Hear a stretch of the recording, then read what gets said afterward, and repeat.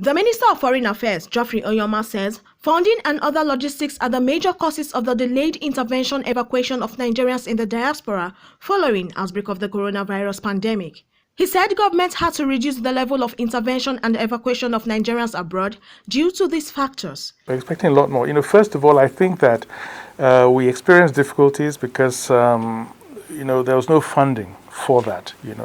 I think all the funding went initially, to preparing the country to deal with cases within the country, and after a while we began to see that there were large numbers of Nigerians wanting to come in. We did not have the financial resources to. I think there was the expectation that the government would foot the bill for bringing them all back. And that was not going to be possible because the government just did not have funding for that. So, and like almost every other country in the world, had to put the cost onto the passengers.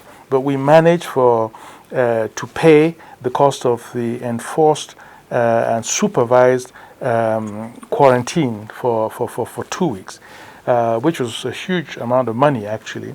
He commended notable Nigerians who contributed to the evacuation processes of Nigerians in the diaspora. Bless him for it, Dangote and some of his colleagues, very, very generously and very kindly put in place a mechanism for, for receiving and testing on arrival.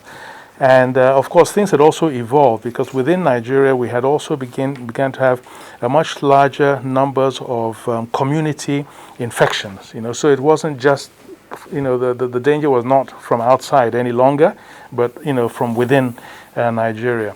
So the imperative of ensuring that those coming inside were supervised and quarantined under government supervision was no longer so great. So